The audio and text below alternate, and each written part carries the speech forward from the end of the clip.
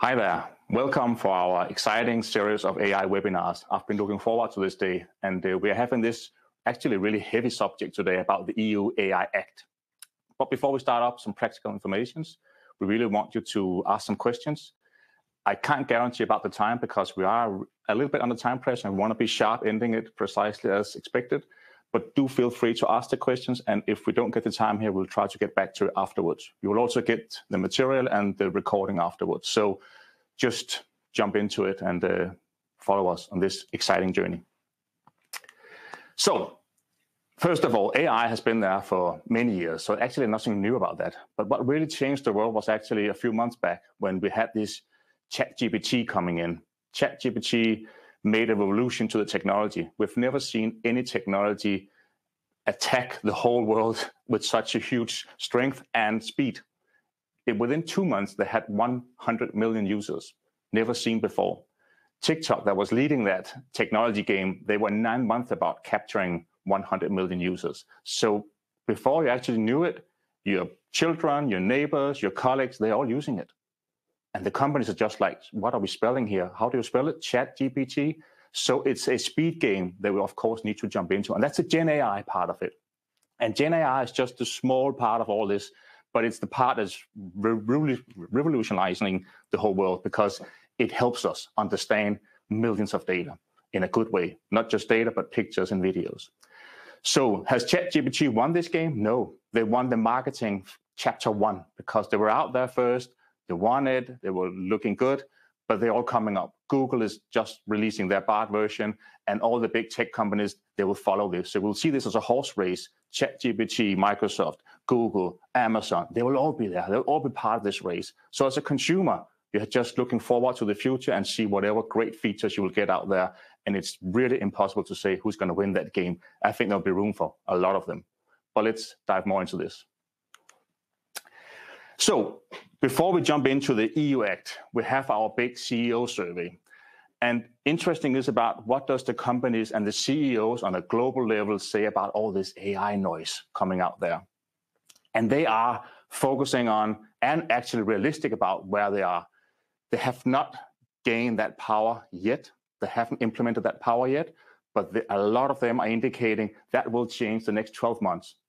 So they're honest about we're not there, but they're also really clear in their decisions about they want to be there. So the next 12 months will change a lot of companies all over the world. They also see AI as something that will bring top and bottom line benefits. So they see growth potentials. They see new revenue streams coming out of the AI business. They are seeing a reducing in headcount, which actually is one of those interesting feedbacks because a lot of employees are concerned about AI saying, oh, do I lose my job now? Well, they don't all do that, but the CEOs do see some potentials in headcount reducing it by 5%. Personally, I'm a little bit skeptic about that because we have seen in former technologies that we are good at changing and adapting into the new world. But of course, this will take a lot of work out of people and that we need to change that work effort or workforce to jump into that new direction. But interesting, they indicate here a 5% reduction in staff is what they look into. And the biggest concern is not about how to implement it. The biggest concern is actually cybersecurity, which is interesting. And one of my old platforms to talk about is cybersecurity. And it seems like when you're now starting to get your DNA into a digital robot, it understands your entire business. You're then suddenly really vulnerable about cybersecurity. If people steal that entire database, they have your entire company and all that DNA behind it. Or if they change data into it, they can impact the way that you're thinking and driving your business. So a key concern for the CEOs is cybersecurity, which also is very important for us to take part of. There's a lot more information around this in the CEO, so I just wanted to set the context before diving into this. And starting this journey, it's been really interesting for me that it was possible to get Jim Snabe into the studio. Jim has to be in Davos, so he's not live here, but we did the recording a few days back. And I will switch into the studio in just 2 seconds. But Jim is a former CEO of SAP. He's now a chairman of Siemens. And really, for me, a grandfather with the whole tech world, been impacting a lot about data and technology for many, many years. So let's have a view about and a snip about the discussions with Jim Snabe.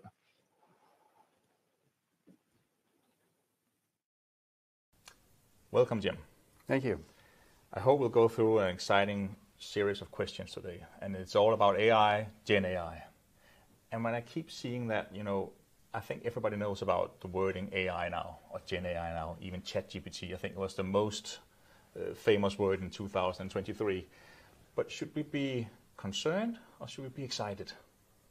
Well, I think a good question. I'm mostly excited because I think generative AI is a breakthrough in so many ways, and the opportunities that lie in this technology for companies and also for improving the world are quite significant. But we need to be cautious as well, because it's a very powerful technology. And with powerful technology comes also the risks associated with powerful technology. And we need to be aware of them, and we need to navigate them so that we get the maximum benefits and can avoid some of those disasters that could appear. Not long ago, EU released, the new AI Act, and we need to have regulations. And I also talked about Denmark is concerned and want regulations. So there seems to be commitment about doing some regulations, but there's also a lot of concerns about too much regulations makes us do nothing. So it's a balance about how can we play that? Because I think we need to do something, because you can't have this world without any regulations. There needs to be somewhere, but the concern could be, at least when you're a technology enthusiast, that you get too regulated and you don't get any value of the tools. Correct. And I think there's a regional fight on top of that, where the Chinese have chosen a very centralized approach, which means they basically have quite structured, high-quality data at amounts nobody else has. Yeah. You have the US, which is very, let's say, free on this, open, which means some companies know things they shouldn't know and misuse that in a way that might kill democracy. Yes. Very concerning. Yeah. And then you have Europe, which is trying to regulate this. I think you need a level of regulation. I'm afraid of regulating use cases because there is no way that we can imagine. You can't predict all these use cases. So if you regulate use cases, you'll always run behind, because you'll first see someone doing it and then you say, oh no, you can't do that. And this is an impossible task because the speed of innovation at a tool that is available for everyone. I mean, I can build AI applications easily, and I'm not a great programmer. Even though you've been in that industry so many years. So I'm suggesting regulation based on what I call human principles and values. What if we were just to take the principles we have in our physical world? Like, we have a principle: we don't steal, we don't use bad language when we're in front of each other. We don't try and misuse an unfair advantage, and we try to add human values so that the results that come out of an AI does not go against what we stand for as human beings. I mean, the fun example, if you ask an AI to solve climate change, it will relatively soon come up with the idea to get rid of human beings. But that may not be the intended. So that's not what we want, right? And somehow we need to impose on these algorithms a level of human principles and values, so that when they search for the answer, it is within a boundary that fits our principles as human beings. And we have many of them. There's like human rights principles, which also includes not being biased. And so let's make sure the algorithms are not biased. And if they are biased, you've done something illegal. So that's the first thing. And the second thing is a very simple principle that I have is, I believe that at the end of the day, a human being should be responsible. And so you can't have these black box algorithms that give you an answer. No. Without someone being responsible. If ChatGPT tells you a lie, I asked ChatGPT, who is responsible? And it said, no one. I said, well, it must be the people who programmed you. I said, oh, many people programmed me. It can't be that. No. And then I said, well, then it must be the CEO of OpenAI. And I think that's the only hard-coded answer it has. Definitely not him, it says. And I'm like, so who is it? And I believe that when you start using AI in a company, think about defining accountability on the answers that the AI comes up with, so it doesn't become a black box where we lose human intervention. It becomes an extension of human capability. And somebody being responsible will try and control that, because if you're responsible, you care. Yeah. If nobody's responsible, nobody will care. But the consequences will then Exactly. impact. Yes. So I think that makes sense, and I definitely like the idea about the principles. But how do you get a world into controlling those principles? I mean, because it's now getting so complex. You can't see something. I mean, if you go on the street and somebody is walking across red light, you can catch that person. But this one, it gets really tricky, because in the beginning everything could be right. It could be in the mechanism, the way that it's been programmed or developed, or the content that they've been learning them with. You end up seeing something quite late, maybe too late. Yes. How do you? I mean, I don't know if that's a simple solution for that, but that's one of those. It's again easy to talk about the principles, but how do you actually get into that? I mean, there are two technical solutions to that. One is this explainability, which is really to deploy algorithms that can tell you, why did I come up with this response? And what is the likelihood that this response is correct? And that is, I think, a very important principle. If you know that there's only 32% likelihood that this is a correct answer, you'll investigate a little bit more.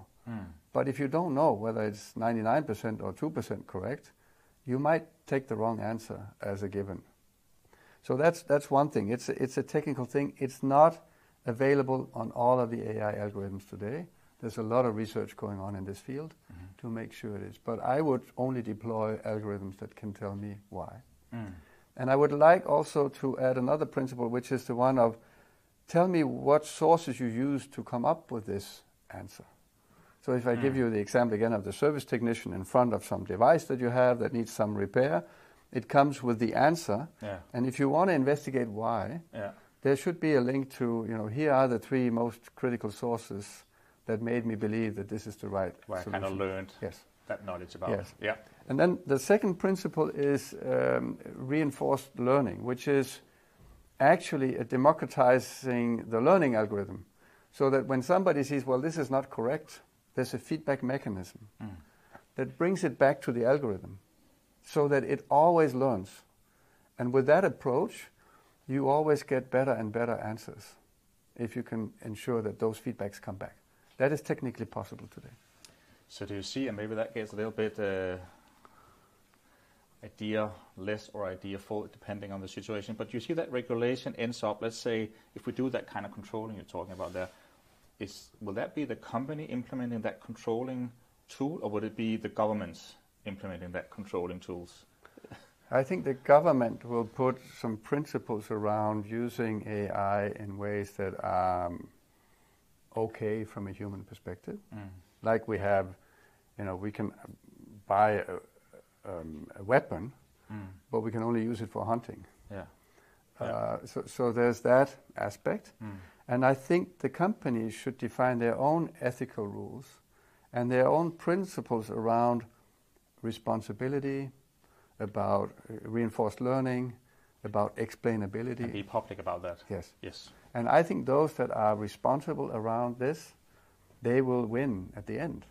Some may actually use technology for things we don't want, but once that is transparent, those that are responsible about it will probably win.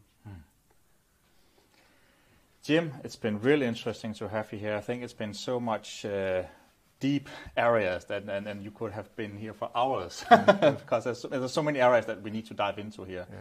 But it's been really a pleasure having you, and I hope a lot of the audience out there also getting a lot of that ideas to get started. Is there any last thing you want to state for them? I mean, should they, back to my beginning question, concerned? I would be optimistic. I think this technology is probably the biggest breakthrough we have in terms of increasing productivity and relevance of companies.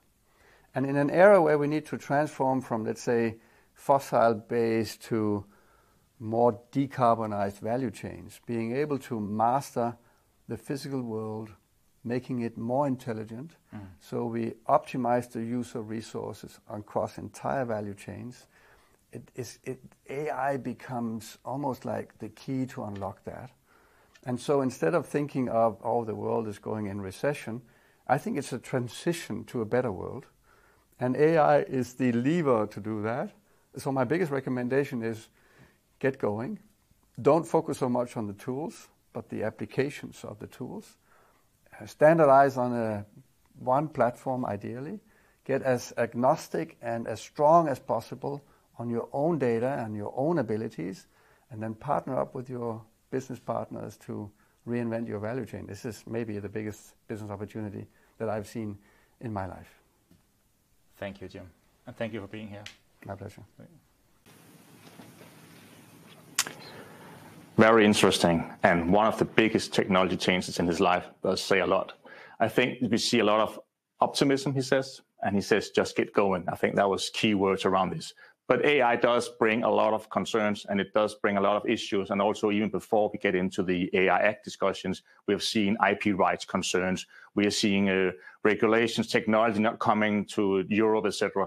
So there's a lot of issues still out there in this dialogue. But we need to get a little bit into the AI Act and a little bit more into the AI, Gen AI discussion. So with me today, I have Jørgen, good colleague of mine, been part of the journey for many, many years, also back with the GDPR days and data and security, and been into the AI for a long time now. So Jørgen, what is this all about? Yeah, the AI Act is actually an initiative from EU who's been going on for quite a while. And in the beginning, it was focused on the traditional AI, with the machine learning, deep learning. But as you also mentioned, Gen AI just made EU to reconsider and make sure that the AI Act also covered Gen AI. And the purpose of the AI Act is of course, very good. We need to have some regulation. And as Jim mentioned, the question is how. And unfortunately, we don't have the final text yet.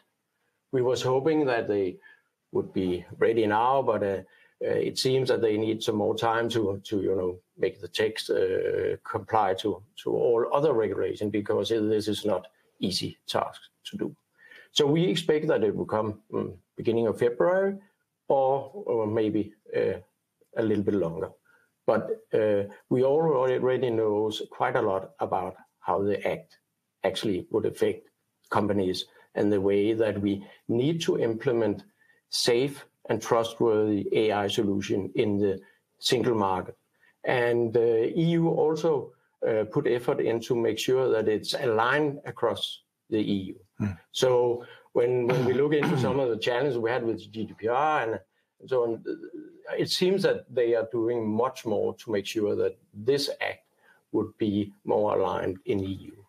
And not to be the one starting all the negative dialogues, but I also just read that it seems to be coming a lot of questions in here, which is really good to keep that going. But I just noticed one of them were concerned around that we in EU are making all these very restrict regulations. So the huge tech vendors, they actually don't get into Europe. Google just announced, Gemini won't be here. They won't release it because they're concerned of all these big fines that they will get. So do we actually then get behind the whole technology race? Well, I don't think that's the purpose of the AI Act. They are actually trying to make it possible for at least a smaller company to have some kind of sandbox to develop AI solution. But also we need to make sure it's responsible and it's safe. And that's actually lead me to point out that the AI Act is based on EU's fundamental rights, so the principle on how to do it. But on the other hand, it's part of the digital packet that EU are launching around a different kind of act. And as I try to illustrate here on this slide is that this is not an easy task because we have a lot of acts regulated the way that we use data and use data in a proper way. But the EU Act here also are focused on the product safety. So the product safety law, which is a way to control what we are using as citizens, it has to be safe. And put AI into machinery that could affect harm to people or the environment, that has to be controlled. So it's not just something that regulate some principle. You also need to deep dive into how to do it in a more specific way. And that is something I think the Act is capable of doing as we see it now. But we need to have the final text. If I look, and I actually really like that drawing there, because it shows for me the complexity, but it also raises those questions to me, who's going to own that in the organization? Because if we look back at, like say, the GDPR, they kind of made, oh, you need a DPO, and then you had like one person being responsible of something out there. Yeah. This one, it's a beast. So how do you actually start seeing the organization behind it? How do they start that up? Yeah, that's one of the challenges. I don't think you will find a single person owning the Act in a company and trying to control that, because I will later show you some of the needed regulation that has to be enforced. But one thing is to understand the law and the interaction between the different acts and how to put that into effort in a company. But this is about products. So you need to have the first line technology products, technology product, but also other type of products, drones, transportation vehicles. They try to regulate all that. And so, yes, you think that the compliant officer or the legal department, but it's also including security. And the GDPR is also, and we see that some of the directive about NIS2, which control the environmental critical infrastructure and so on, also need to be accounted. And that's not a single person that could cover that. Yeah, that seems very, very interesting, very, very complex. And also look at the capabilities behind this, the legal and technical people and business people and ethics people. And it means so many capabilities. Maybe one day we can get AI to control AI. Yeah, well, we definitely can get help for that. But as we know it from other regulation, it has a risk-based approach. So there's something that already is defined as banned. And that is an AI solution that is used to exploit vulnerability of people, emotional recognition in workplaces and education. That is banned, and also social scoring of people.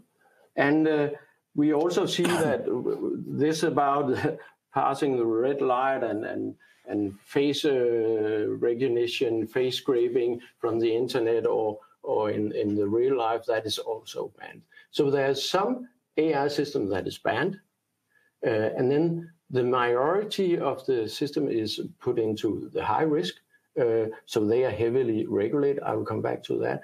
And then we have a system with limit risk, and they have to comply with transparency.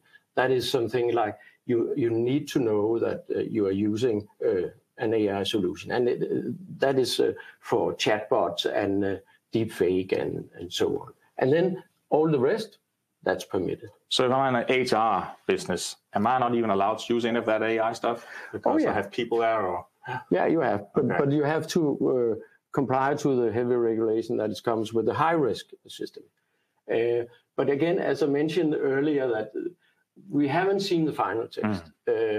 And we will expect when it comes, then we have some time to implement it. And from the day that we get the final text, you will have 6 months to make sure that you don't use the banned AI solution. Then you have 12 months to adapt to Gen AI.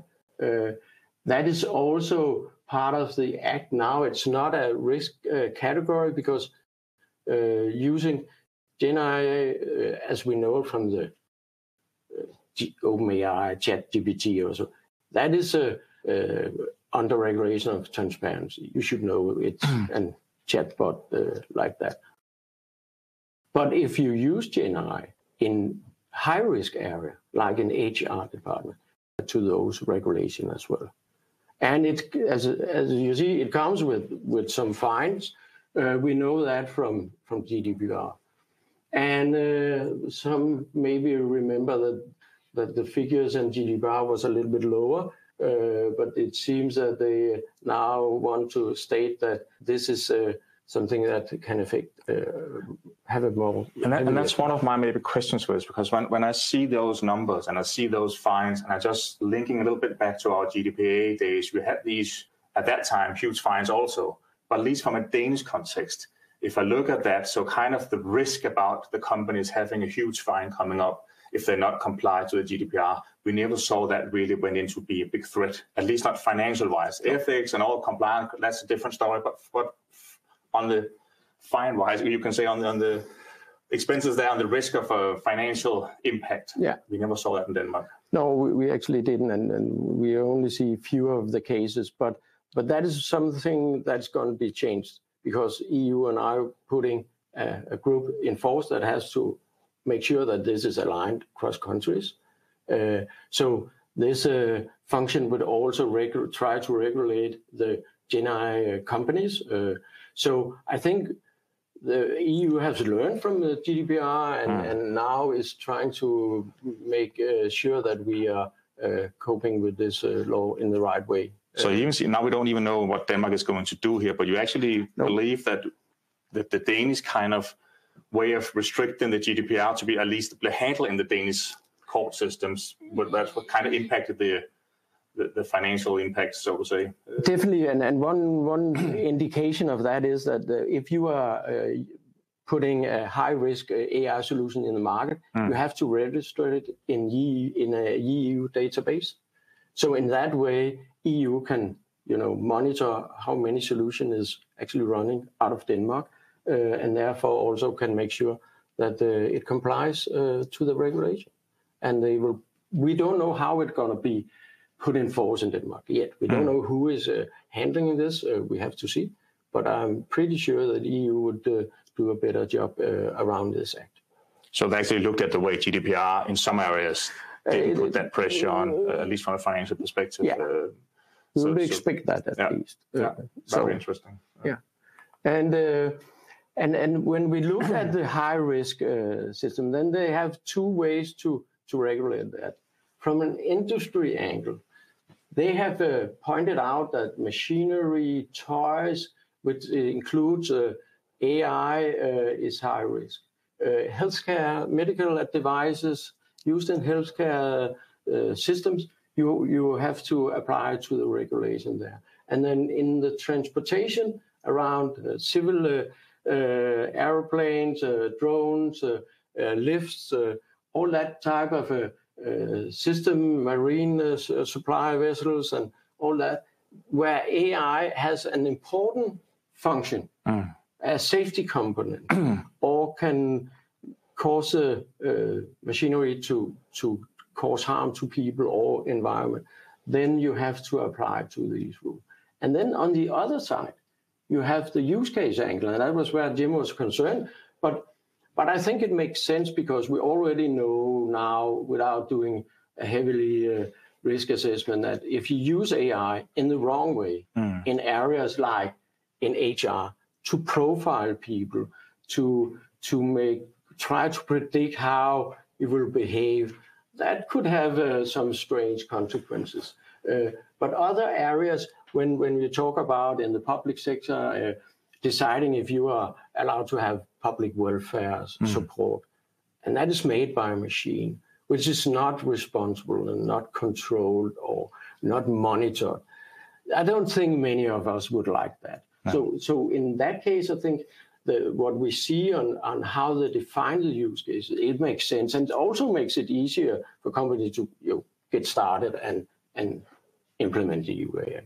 So if we look at Jim's principles and use cases discussions, you're kind of arguing that you're not as concerned for the use cases, but of course there's a risk, if I understand your wording correctly here, that you could end up being a monster, not being really practical to implement. But on a use the right way, it actually makes sense to have a combination of principles and use cases. The biggest concern here is always over-implementing an act. We saw it a little bit on or maybe a lot on GDPR. Some areas are over-regulated because people really didn't know how to cope with it. And I think use cases here are one way to make sure you are pretty sure how to do it. But then on the other hand, some can be concerned when you look into what does it mean to be heavily regulated? What should I apply to? What demands is? And then, that's a basic slide. I know, and I'm a little bit sorry, but it's trying to take more than 200 pages down to 1 page and try to highlight some of the important things. But also many companies who is a little bit mature wouldn't be surprised to see this, because that is probably what we already is doing. And if you are compliant with GDPR, many of these areas are already enforced. I mean, risk management, everybody needs to do that. Then the data and data governance. Now that is put into line, but that also was something you needed to do GDPR. Anyway. Yeah. And you can look into this and see that it's not that surprising. One thing, there's several things here I want to focus on and make sure that we are well with. It's a human oversight, which is one of the basic things here in the Act. It is, we will not see a system in place that just do decision by itself. We need to have a human interaction, and that could maybe make it more acceptable. We don't want to lose our job, of course, and I don't think we're going to do it just because of the AI Act is coming and regulating this. But there's also other things here which is more challenging for companies.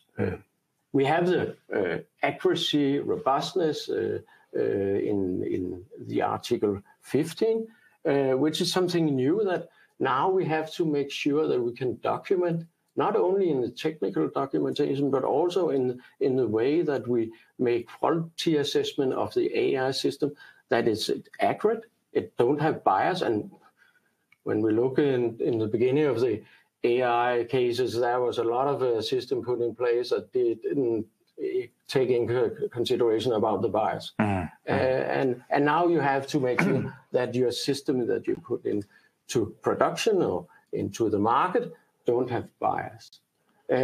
And if you look at the tree on the right side of this slide, you need to put in place a quality management system. And I think that is where a lot of companies now need to focus, especially if you have high-risk AI system.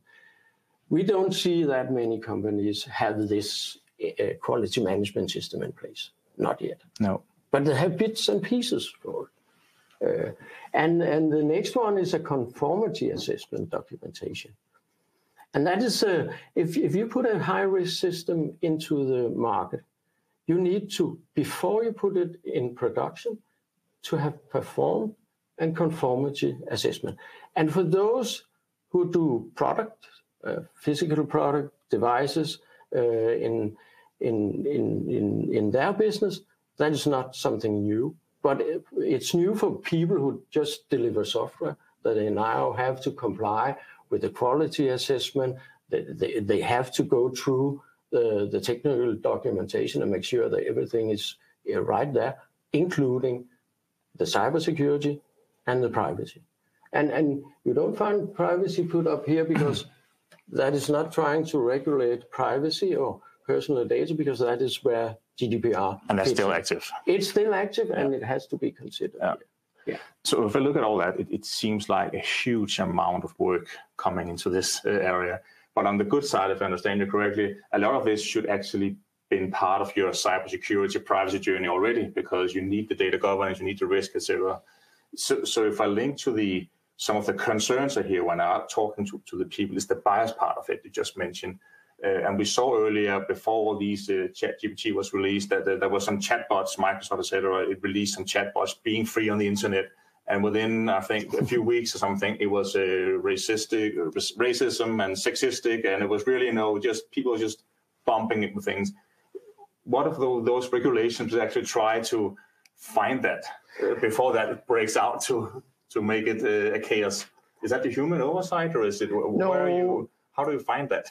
You have to make sure that it's in your robustness and accuracy. Part of the quality check that you have to you need to test it, and you need to test for bias, because that is something that of course would cause a violation against our fundamental rights. So that is where the principle from the Act comes in and says you need to make sure that you don't have bias in your system. But that is also where it's going to be complicated, because it's not traditional testing. It's not traditional software testing. This is where you need the real skilled people, the data scientists come in with their tool to make sure that this black box of AI system don't contain bias. Yeah, well, if you see some of them, they are getting concerned, the robots will take over. It's like Terminator, old movies coming in here, and will be that kind of approach. But it's not why I see that you are seeing we're going in that direction. No, I don't. No, I'm not. So we can relax a little bit. I'm a cheerleader, I have to admit, but that is the opportunity side of AI, and we're going to work with it from now on and in the future. So, and that leads me to the next on what should companies then do? Well, there's a lot of frameworks out there, and they keep coming. We see it from ISO standard now, trying to help us solve some of the problems about the risking. But there's also a lot of responsible AI frameworks out there. We, of course, have one, but other companies also develop that. And that comes with tool that makes it easier to do the testing and make sure that you're compliant. But for companies to get started, you need somehow to have the board commitment, because now this is something that draw resources from other areas, or you need to scale up some people with skills in this area. So somehow you need to do that. And then, of course, you need to make sure where you are using AI today, because AI is not new. It's been around for quite a long time, but maybe not with the focus on making sure it's safe, accuracy, don't have bias. And we can see that we already are starting with some companies to do this kind of testing. And there's need to be some adjustment to those systems, just to be honest. So there is makes sense, I guess, also. Yeah. And then start to do the risk assessment. But if I'm out there watching this seminar here, and we're talking about the Act, and it could look a little bit heavy to try to comprehend, should I wait till everything gets more clear and aligned, or should I kind of jump into it? Jump into it. And I mean, look back to the GDPR. I mean, we just thought it would go away. It didn't. And this definitely don't go away. And we thought, okay, we have 2 years to get ready, but that's not enough time. I mean, if you're not a company very mature in this area, you need to get started. There's so much you have to train the organization, train the people in behave responsible with developing product with AI. So don't wait. And if I see, I could argue that was one of these easy consulting words, establish a board commitment. That's a broad one, because if I go back to the slides you had and had a view around the complexity, is that a board for the AI Act? Is that a board for security? Is that a board for the business environment? Is that or is it just one board? It's Yeah, well, the special about the AI system is that it's business focused, and we get a lot of calls from the business part, not from the compliance people or the IT people. It's the business. It's the business. Because they're gonna use it. They can see the opportunities. So we also saw the CEOs saw all the upsides. Yeah, and I think if you establish a board focusing on this, it should be broad. It should cover the business side as well, but also the compliance people that needs to help and supervise the business in making sure that we document things right. So it has to be a little bit. I think I just add to it, we have the same dots both in the companies I've been out with, but actually also internally. We're starting up having this as a one board to have the big, but I do see maybe going a year or two ahead that it will be probably maybe developed out in several boards, but time will show. Right now it needs to get that full view and get everybody onto that train, so to say. Have some front runners that focus on some of the heavy cases. Yes. The hybrid system. Yeah. That's really good. So if I'm a small business or a large business, does that make any difference for my approach here? Is it? We don't have the fully text yet, but there's definitely some thing indicating in the text that we see now that there's something trying to help the small business to be able to develop this without comply to all the heavy regulation. But we have to see it in the final text how that is put in place, and when Denmark is ratifying it and establish an organization to handle that. Because this sandbox they can work in, we don't know how that's going to be put in force. Very interesting. I think that a little bit about the time here. I'm a little, should we see if there is one of the questions, because it pops up a lot here, but that means I need to dive into, if we can grab one of those on the run here. And they're huge ones. There's one little more quick question here, but what are your thoughts on the interlink between the AI Act and GDPR? I would assume adhering to GDPR in itself is difficult in AI foundation models. So it's a little bit linking to what we talked a little bit about, but the linking about GDPR and AI Act. Yeah, but there's a lot of interesting perspective around that small question. But GDPR and AI Act on a broad scale is GDPR is enforced and need to be applied into AI system. But the question I think is also going, what about Gen AI? When we use these fundamental models or general purpose model, which is trained on a lot of personal data, or if you use personal data in the prompt when you use these Gen AI system, that will be something that needs to be clarified, because the AI Act says that you have to log everything. That would mean that you log personal information if you use it in the prompt, or get some information from the answers, especially if you use it in the company or in the HR or finance department about wages. But we have to see, because the AI Act has a request for logging. So again, we see these conflicts, or what seems to be conflicts, but we have to figure a way out of that. And we have to see in the future how the text will be run. Time is running out for us, but I guess the ending of this is just get going, as Jim also said. You're still not saying anything here saying we should wait. We should actually get the gloves on and start attacking this as a more level. Personally, I'm concerned that we are not having time enough in the companies. Yeah. So with this, just wanted to give the finalization of it. We had a very interesting interview with Jim, and if you were really interested in getting deeper to this and just more about the whole AI, we have a full interview with him also, but actually a series of AI webinars coming up. And hopefully you all had a really good experience today. It is very complex topics, and it's also why it's difficult to find the right balance. And that's what we try to do today, to give you that high level, but we'll have a range of series where we go deep on the different topics going forward. So thank you very much, and thank you for participating, and we look forward to get all your feedbacks.